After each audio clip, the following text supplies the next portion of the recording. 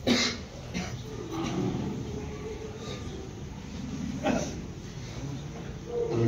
لله نحمده ونستعينه ونستغفره ونؤمن به ونتوكل عليه ونعوذ بالله من شرور أنفسنا ومن سيئات أعمالنا من يهده الله فلا مضل له ومن يضلله فلا هادي له ونشهد أن سيدنا ومرشدنا ومولانا محمدا عبده ورسوله أما بعد فأعوذ بالله من الشيطان الرجيم بسم الله الرحمن الرحيم يا أيها الذين آمنوا لا تلهكم أموالكم ولا أولادكم عن ذكر الله ومن يفعل ذلك فأولئك هم الخاسرون وقال الله تبارك وتعالى وإذ قال لقمان لابنه وهو يعظه يا بني لا تشرك بالله إن الشرك لظلم عظيم ووصينا الإنسان بوالديه حملته أمه وهنا على وهن وفصاله في عامين أن اشكر لي ولوالديك وإليك المصير.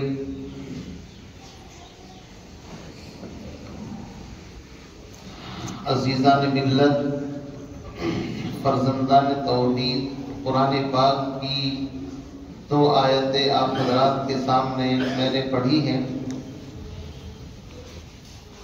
پروردگار عالم مجھے قرآن و سنت کی روشنی میں صحیح عرض کرنے کی اور اللہ رب العزت مجھے بھی آپ کو بھی ان باتوں پر عمل پیرا ہونے کی سعادت اور توفیق نصیب فرمائے. عزیزان ملت، قرآن پاک کی جو پہلی آیت پڑھی ہے اس کا ترجمہ تو یہ ہے یا ایھا الذین آمنوا، اے ایمان والو، لا تلہکم اموالکم ولا اولادکم عن ذکر اللہ، تمہیں تمہارے مال اور اولاد اللہ کی یاد سے، اللہ کے ذکر سے، اللہ کے تقدس کو اور اس کی کبریائی کو بیان کرنے سے غفلت کے اندر نہ ڈالنا. مال اور اولاد دو چیزیں ایسی ہیں جو انسان کو ہلاکت اور بربادی تک پہنچا دیتی. اس لیے قرآن پاک میں فرمایا یا ایھا الذین آمنوا، اے ایمان والو، لا تلہکم اموالکم، ہلاکت اور بربادی میں نہ ڈالتے. کون چیز؟ اموالکم، تمہارے مال، و اولادکم، اور تمہاری اولاد، عن ذکر اللہ، اللہ کی یاد سے. اگر انسان مال اور اولاد کے چکر میں مگن ہو جائے تو آگے فرمایا وَمَن يَفْعَلْ ذَلِكَ فَأُولَئِكَ هُمُ الْخَاسِرُونَ، اگر کسی نے ایسا کیا تو اس سے بڑا خسارے میں اور گھاٹے میں کوئی نہیں.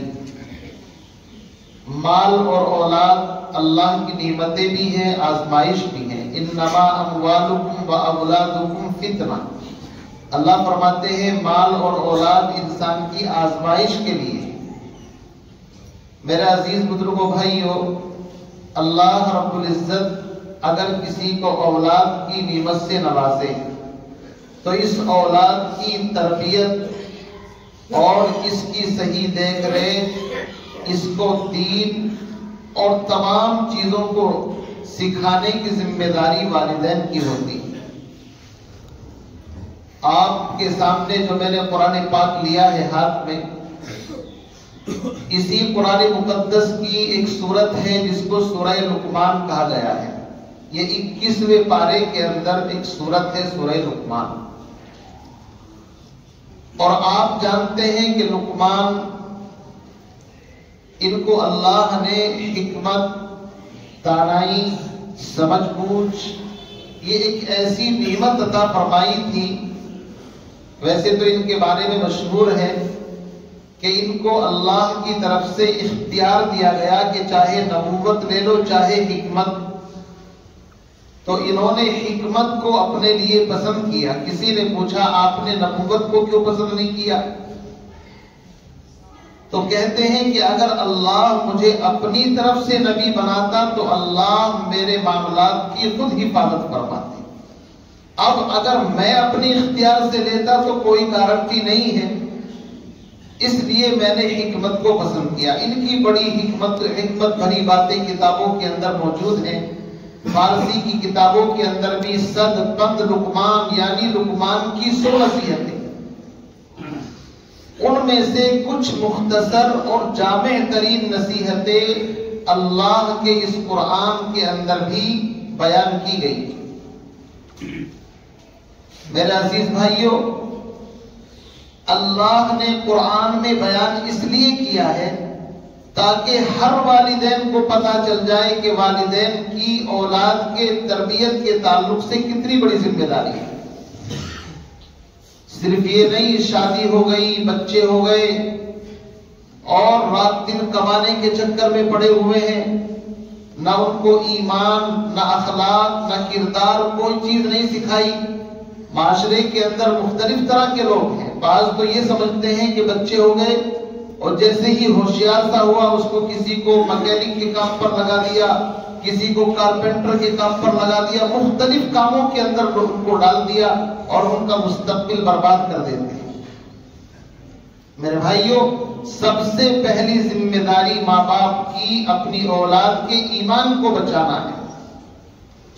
اس سے پہلے جمعے کے اندر میں نے آپ کو بتایا تھا کہ حضرت یعقوب علیہ السلام جب مصر کے اندر اپنے بیٹوں پوتوں نوازوں سب کو اکٹھا کر رہے ہیں اور دنیا سے جا رہے ہیں، تو دنیا سے جاتے جاتے ان کی ایک ہی فکر ہے، ایک ہی سوچ ہے کہ یہاں مصر کے ماحول کے اندر کہیں ایسا نہ ہو رہتے رہتے بت پرستی ان کے اندر آ جائے، شرک ان کے اندر آ جائے.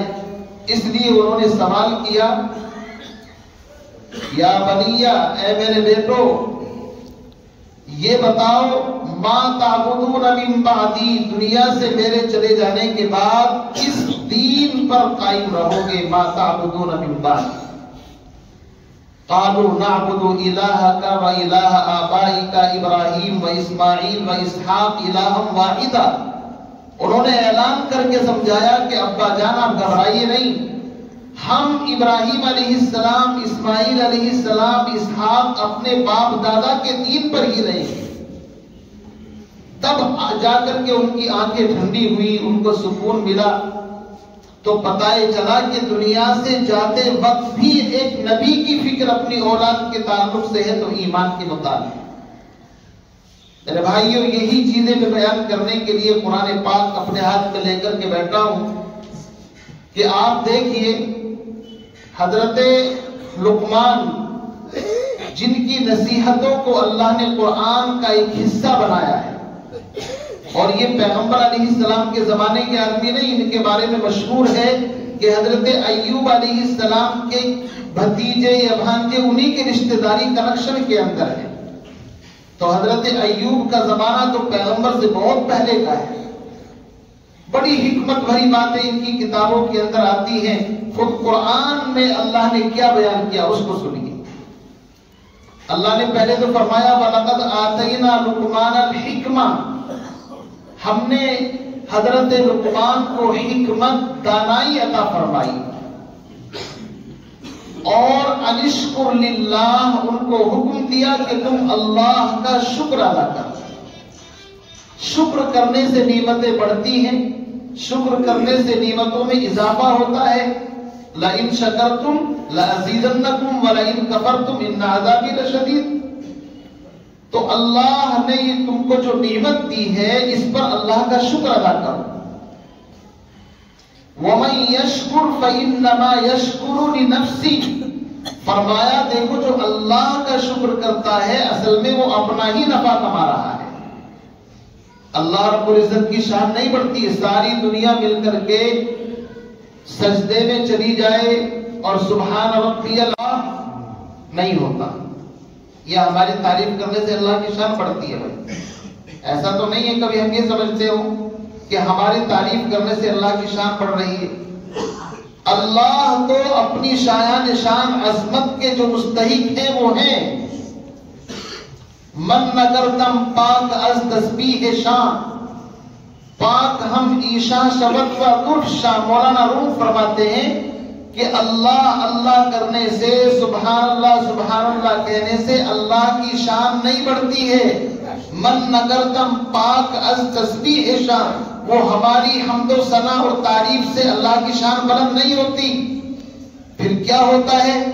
پاک ہم ایشا شبت و درد شاہ، بلکہ ہم اللہ کا پاک نام پڑھنے کی برکت سے خود پاک ہو جاتے ہیں. ہم اللہ کے پاک نام کا وزن کرنے کی برکت سے خود پاک ہو جاتے ہیں.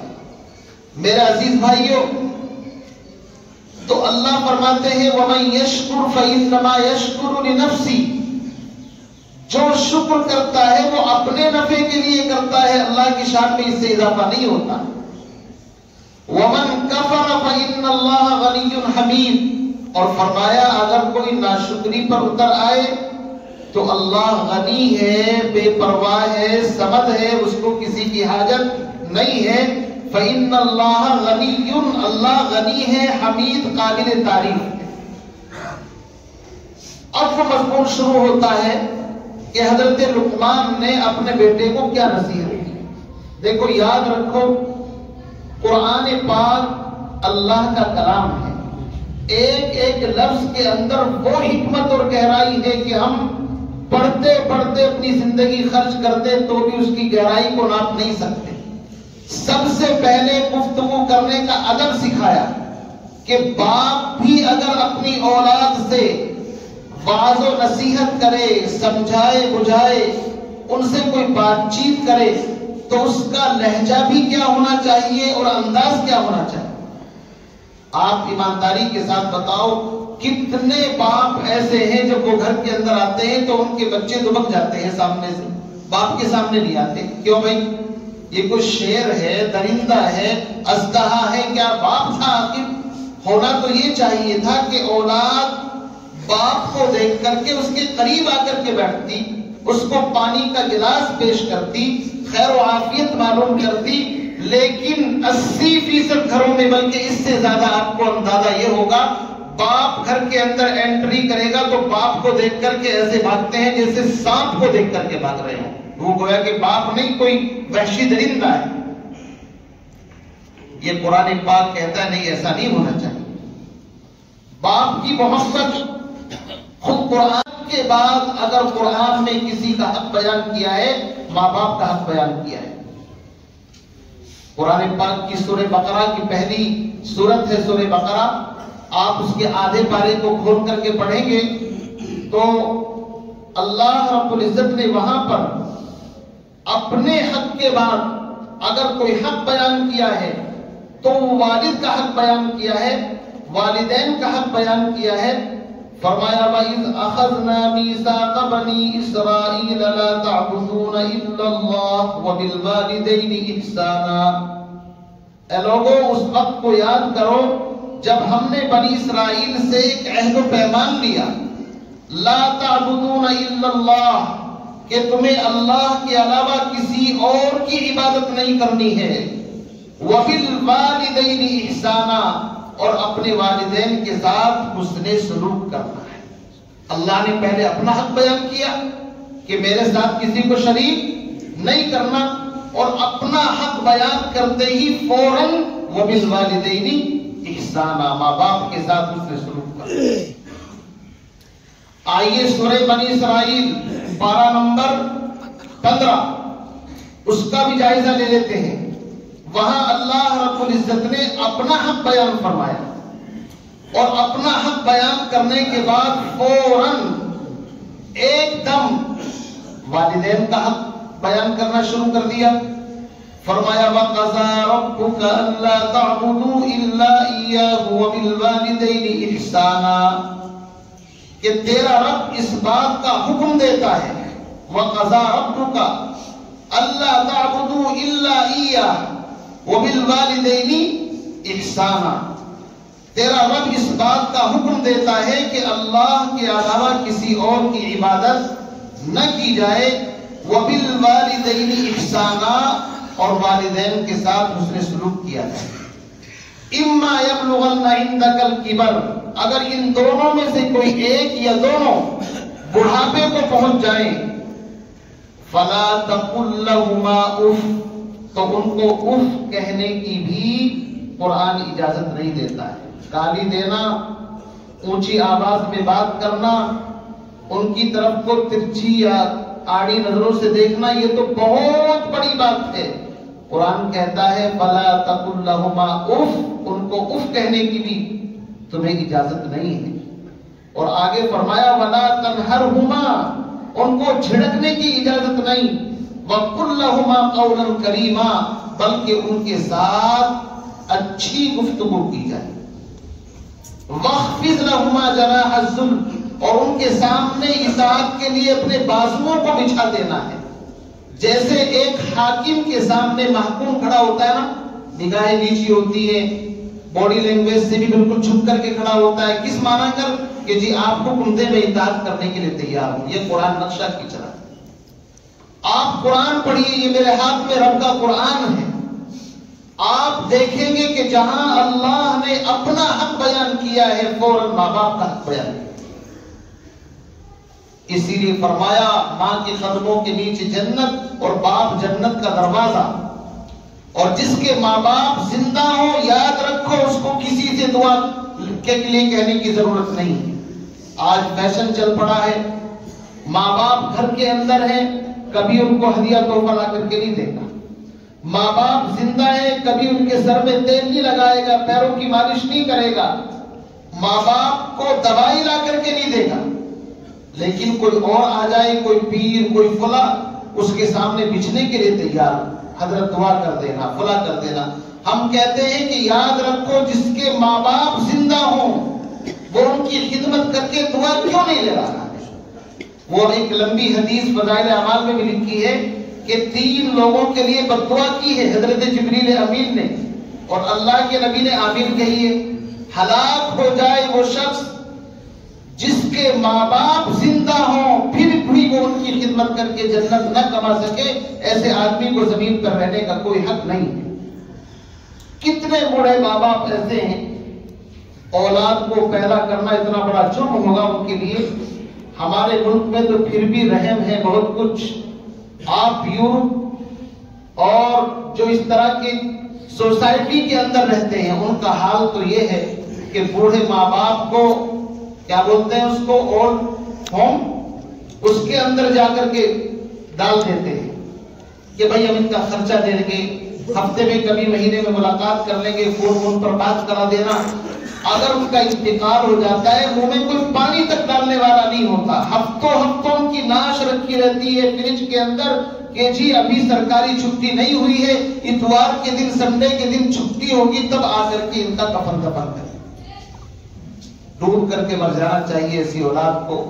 اور ایسے ملکوں میں جا کر کے دنیا کمانے کے لیے کہ جہاں نہ دین کا کوئی پتہ نہ دنیا کا، وہ ایک واقعہ ایک عالم سنا رہے تھے کہ ایک ماں باپ کی بھی اس میں غلطی ہوتی ہے کہ اس نے دین کیوں نہیں سکھایا۔ اپنے بیٹے کو بہترین انگلش میڈیم کے اندر اس نے پڑھایا، اور پڑھانے کے بعد امریکہ اونچی ڈگری دلانے کے لیے اس کو وہاں پر کافی پیسے خرچ کر کے بھیج دیا۔ صورتحال یہ ہوئی 20 یا 24 سال کی عمر اس بچے کی، اور کئی ڈگریاں اس کے ہاتھ کے اندر۔ اس کے بعد اچانک اللہ رب العزت کی مرضی اور مشیت کہ اس کو کینسر ہو گیا بچے کی۔ بہت علاج کرایا لیکن کامیابی نہیں ملی۔ صورتحال یہ ہوئی 24 سال کی عمر کے اندر اس کا انتقال ہونے کا جب وقت آیا تو سارے گھر والے بیٹھے ہوئے تھے۔ اس نے اپنے والد سے کہا کہ میرے وہ سرٹیفکیٹ جو 10ویں 8ویں 12ویں کی مارک شیٹ وغیرہ ہیں، اور مجھے جو فلاں مقابلے کے اندر انعام ملا تھا وہ ساری چیزیں کہاں ہیں؟ والد صاحب نے کہا بیٹا یہاں پر رکھی ہوئی ہے۔ وہ ساری کی ساری چیزیں منگائی اور منگانے کے بعد وہ ایک ایک کو دیکھ رہا ہے اور رو رہا ہے۔ اس نے کہا ابا جان آپ نے پوری محنت مجھے انگلش، ہندی اور اونچی اور اعلیٰ درجے کی تعلیم دلانے پر جو دنیاوی تعلیم ہے خرچ کر دی، اور یہ دیکھو اتنی ساری ڈگریاں رکھی ہوئی ہیں، لیکن میں اب موت کی بالکل ایک دم دروازے پر کھڑا ہوا ہوں، دہلیز کے اوپر۔ آپ یہ بتا دیجئے کہ ان میں سے مجھے قبر کے اندر منکر نکیر کو کون سی ڈگری دکھائے؟ اب ماں باپ کی نگاہیں نیچے کیا دکھائے گے؟ منکر نکیر یہ نہیں پوچھیں گے آپ نے انٹر کرایا تھا، بی اے کرایا تھا اور انگلش ملک کے اندر بھیجا تھا، وہ تو یہ سوال کرے گا من ربو کا، یہ بتا رب کون ہے، پالنے والا کون ہے، رزق کون دیتا تھا، کون تیری موت اور زندگی کا مالک ہے؟ یہ تعلیم تو دی نہیں۔ اسی لیے یہ درد ہے، میں آواز نہیں کر رہا ہوں، میں اپنا درد دل بیان کر رہا ہوں۔ قرآن پاک نے جگہ جگہ پر ماں باپ کی ذمہ داری ڈالی ہے کہ سب سے پہلے اپنی اولاد کے ایمان کی فکر کرنی ہے، اور جب ایمان اس کے دل کے اندر آ جائے آپ اس کو وکیل بناؤ، پروفیسر بناؤ، جج بناؤ، پائلٹ بناؤ، جو چاہتے ہو دنیا کی تعلیم دو، اس لیے کہ اگر وہ دنیا سے جائے گا تو ایمان تو اس کے سینے کے اندر ہوگا۔ افسوس اس چیز کے اوپر ہوتا ہے، نہ یہ پوچھتے کبھی کب نماز یاد ہے یا نہیں، کلمہ یاد ہے یا نہیں، کن چیزوں پر ایمان، جب باپ کو پتا نہیں تو اولاد کو کہاں سے پتا ہو؟ اس لیے قرآن پڑھیے۔ میں نے آپ کو واقعہ سنا دیا کہ حضرت یعقوب علیہ السلام کتنے فکر مند ہیں ایمان کو لے کر۔ اب سنیے سورہ لقمان کی آیت۔ حضرت لقمان اپنے بیٹے کو نصیحت کرتے ہیں، وَإِذْ قَالَ لُقْمَانُ لِابْنِهِ وَهُوَ يَعِظُهُ يَا بُنَيَّ لَا تُشْرِكْ بِاللَّهِ۔ سب سے پہلی نصیحت یہ کی، میرا بیٹا ہمیں بات بتا رہا تھا، گفتگو کے اندر ادب سے بات کرنی ہے، اولاد کی بھی عزت کرنی چاہیے، اولاد کا بھی اکرام بتایا ہے حدیث کے اندر۔ یہ نہیں ابے تو ادھر آ، چھوٹو موٹو فلاں اور موٹا پتلا یہ آج کل نام رکھ رکھے، نہیں، ماں باپ کو چاہیے اپنی اولاد کو عزت کے ساتھ بلائے۔ اگر ماں باپ اولاد کی عزت نہیں کریں گے، اپمان کریں گے، ابھی آپ نے واقعہ سنا نا دہلی کے اندر، ارے ایک آدمی نے اپنے والد کو، والدہ کو، بہن کو محض اس وجہ سے مارا، وہ یہ کہہ رہا تھا کہ میرا اپمان ہوا ہے، اسکول ٹیچر کے سامنے مجھے غلط نام سے میرے والد نے پکارا، میں اپمان برداشت نہیں کر سکا۔ آپ اندازہ لگائیے دنیا کہاں سے کہاں جا رہے ہیں۔ اور ایک نالائق شاگرد نے اپنے پرنسپل کے اوپر گولی چلائی، ابھی کیوں؟ تھوڑی سی کلاس میں پٹائی کر دی، کچھ کہہ دیا۔ یہ آج کل کے نوجوانوں کا حال، یہ تربیت نہ ہونے کا نتیجہ ہے، یہ خمیازہ بھگتنا پڑتا ہے پھر قوم کو۔ بھائی جس درخت کی شاخوں کو کاٹو گے نہیں، چھانٹو گے نہیں، تو وہ تو اپنی مرضی سے کدھر کو بھی جا سکتی ہے نا۔ استاذ ایک پتھر کو اس طرح سنوارتا ہے اور اس لائق بناتا ہے کہ اس کو نگینے کی طرح آپ انگلی کے اندر فٹ کر سکیں۔ اسی لیے کسی نے کہا ہے نامی کوئی جہان میں ایسا نہیں ہوا، نامی مشہور کو کہتے ہیں، نامی گرامی ہے نا، نامی کوئی جہان میں ایسا نہیں ہوا، 100 بار جب عقیق کٹا تب نگی ہوا۔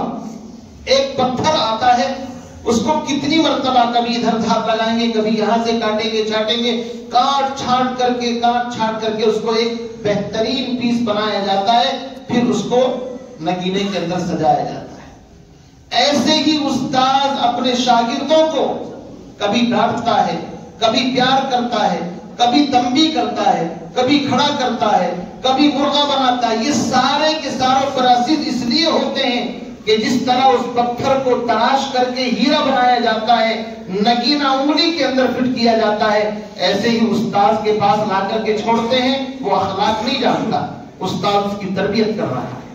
حالانکہ یہ کام کس کا تھا؟ ماں باپ کا تھا۔ یہ کام ماں باپ کا تھا، ماں باپ کو کرنا چاہیے۔ حضرت لقمان یہی سمجھانا چاہتے ہیں، فرمایا یا بنی وَإِذْ قَالَ لُقْمَانُ لِابْنِهِ، اس وقت کو یاد کرو جب حضرت لقمان اپنے بیٹے سے کہہ رہے تھے، وَهُوَ يَعِظُهُ، اور وہ نصیحت کر رہے تھے، یا بنی، دیکھو کتنا پیارا جملہ ہے، یا بنی، اے میرے پیارے بیٹے، یا بنی، اے میرے پیارے بیٹے، اگر باپ یوں کہے نام لے کر کے زید عمر بکر ادھر آؤ، وہ محبت نہیں ہوتی اس کے اندر. لیکن اگر باپ یوں کہے میرے بیٹے، اس میں محبت زیادہ ہے نہیں؟ یہ بتاؤ بھائی. اور اگر نام لے کر کے بلائے زید عمر بکر قاسم فلاں ادھر آؤ، تو ٹھیک ہے بلا تو رہے ہیں، لیکن اس میں وہ عزت احترام نہیں ہے. قرآن نے احترام سکھایا کہ یا بنیا، حضرت لقمان کہتے ہیں اے میرے پیارے بیٹے، یعنی میں تیرا باپ، تو میرا بیٹا، لہذا میں جو تجھے سمجھانے چلا ہوں وہ سراسر ہمدردی خیرخواہی کے اوپر مبنی ہے. فرمایا سب سے پہلی چیز یاد رکھنا، لا تشرک باللہ، اللہ کے ساتھ کسی کو کبھی شریک مت کرنا. یہ پہلا سبق ہونا چاہیے ماں باپ کا اپنی اولاد کے. لا تشرک باللہ، کیوں؟ اس لیے کہ قرآن اور جگہ سے جب آپ پڑھیں گے، اللہ قرآن میں فرماتا ہے ان الشرک لظلم عظیم، اس کائنات میں شرک سے بڑا کوئی اور گناہ نہیں. قرآن پڑھیں گے، قرآن کہتا ہے ان اللہ لا یغفر ان یشرک بہ ویغفر ما دون ذلک لمن یشاء، اللہ شرک کرنے والے کی بخشش نہیں کرے گا، اس کے علاوہ جس کو چاہے گا معاف کر دے گا. تو خطرناک چیز ہے نا بھائی شرک. اس لیے حضرت لقمان نے اپنے بیٹے کو شرک کے بارے میں سمجھایا، یا بنی لا تشرک باللہ ان الشرک لظلم عظیم، اس لیے کہ شرک سے بڑھ کر کے کائنات میں کوئی اور چیز نہیں ہے. اس کے اوپر بہت لمبی بات ہو سکتی ہے، لیکن پھر مضمون وہی نامکمل رہ جائے گا، اس لیے میں آگے بڑھتا ہوں. دوسری نصیحت کی وَوَصَّيْنَا الْإِنسَانَ بِوَالِدَيْهِ، اور انسان کو وصیت تاکیدی حکم دیا گیا بِوَالِدَيْهِ، اس کے والدین کے بارے میں.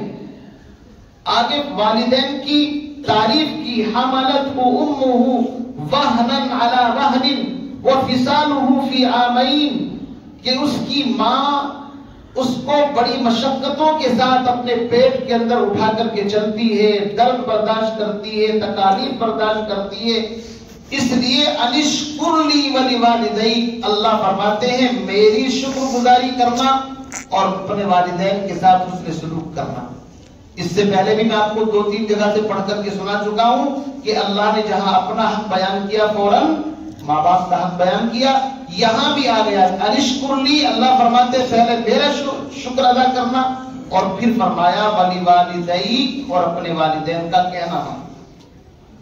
اللہ نے کتنی بڑی عزت دی ہے ماں باپ. اپنے حق کے بعد استاد کا نہیں، پیر کا نہیں، کسی اور کا نہیں، ڈائریکٹ ماں باپ کا حق بیان کر دی. اور آگے فرمایا وَإِن جَاهَدَاكَ عَلَىٰ أَن تُشْرِكَ بِي مَا لَيْسَ لَكَ بِهِ عِلْمٌ، اگر وہ تجھے مجبور کرے شرک پر، تو ہر چیز میں ماں باپ کی اطاعت کی جائے گی، لیکن جس میں اللہ کی نافرمانی لازم آتی ہے وہاں پر ماں باپ کی اطاعت بولو بھائی نہیں کی جائے. ماں باپ کہنے لگے شرک کرنے کے لیے شرک نہیں کیا جائے گا. ماں باپ کو غلط ڈیمانڈ جو شریعت کے خلاف وہ کرنے لگے تو اس کو پورا نہیں کیا جائے گا.